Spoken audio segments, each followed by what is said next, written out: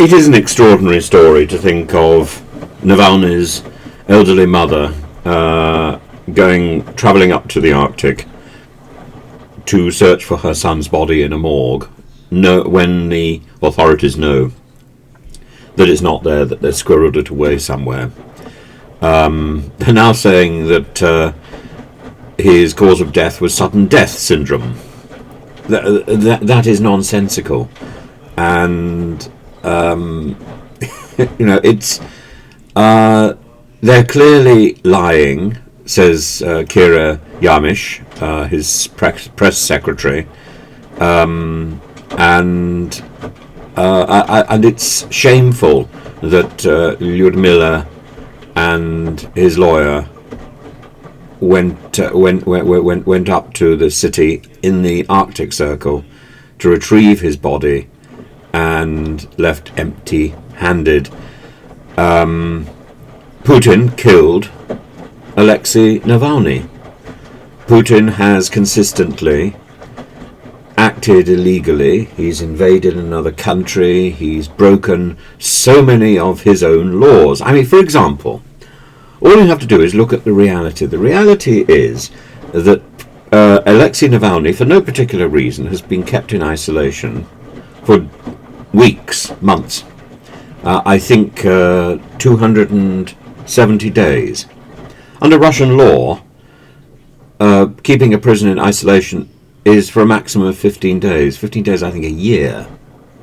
So Alexey Navalny has exceeded that.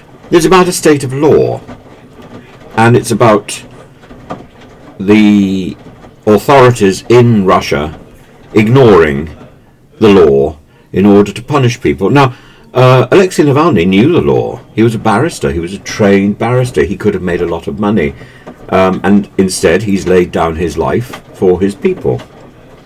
He's an example of heroism and valour, in contrast to the snivelling, spineless, and probably dead effigy of Putin, which is paraded on the news and in front of people like Tucker Carlson, mispronounced consonants there. And this is a man who is cruel, sadistic, vile, petty, violent, and lawless.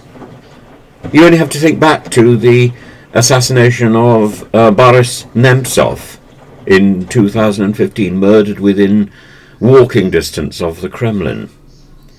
This is about a man, Putin, who abandoned his humanity years ago. I've talked about him being in a freezer. It doesn't matter whether he's in a freezer or at the end of a very long table. He is no longer human. He abandoned his humanity. It doesn't matter whether he appears in the Orthodox Church at some point and makes a sign of the cross. There is no humanity there. There is no order there. He is a man who is a thug. He's never mentioned Navalny by name, though he did mention his old friend Prigozhin, another thug, who he killed because Prigozhin became inconvenient.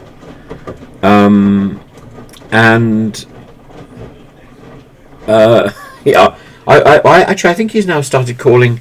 Hasn't Putin or whoever is speaking started calling Navalny the convict? But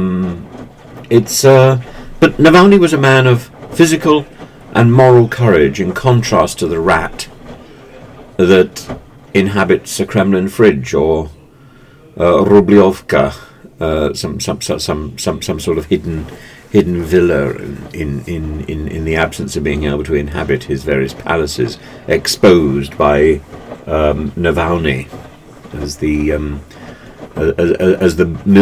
buildings that put up from the theft of ordinary people's money. Navalny wanted a happier Russia where people could act morally. We have everything, but we are an unhappy country, he said. Russia should not only be free, but it should be happy. Russia will be happy, he said in his courtroom appearance in 2021. If they decide to kill me, it means that we are incredibly strong, he said. We need to utilize this power, to not give up, to remember we are a huge power that is being oppressed by these bad dudes. He was killed because Putin could. Protesters have gathered in various places, in St. Petersburg and so on, as Navalny was killed because we didn't care. No, we cared. We cared. But we didn't do enough. Could we have exchanged Alexey Navalny for another prisoner held in the West? Somebody, for some thug that's in prison here in terms of prisoner exchange? Maybe we could have done. But I think Navalny had made the decision that he was prepared to lay down his life for his people. The Long Walk to Freedom. Thingamy, can't remember his name now. Suddenly he's gone. Anyway, he says that the price for freedom for relatives is almost too much.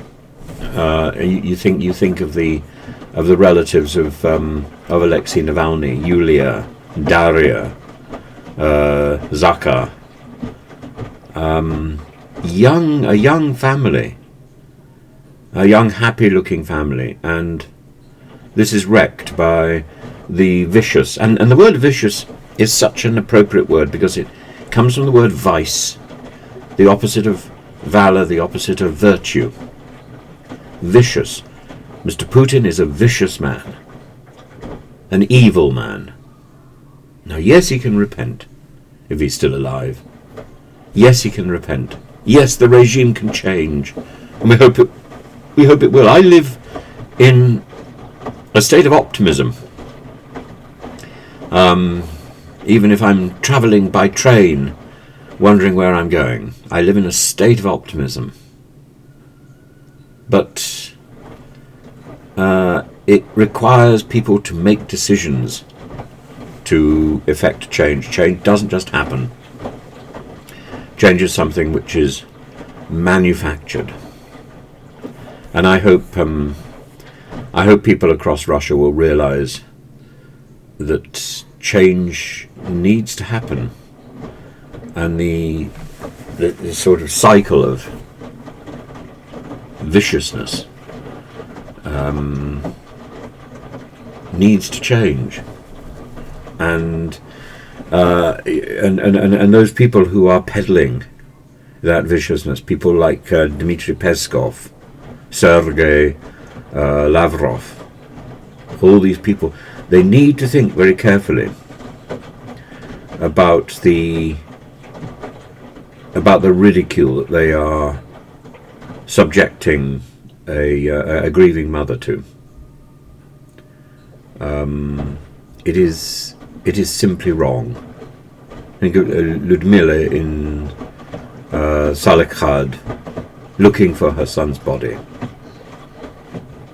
You know, they lost Alexey Navalny for 2 weeks, if you remember, at the beginning of the year, while they were transferring him to the Arctic Circle. They've lost him again. I don't think it's anything. It is a convenient and a deliberate loss. They may have lost him forever. I wouldn't be surprised by anything that is done by this vicious regime.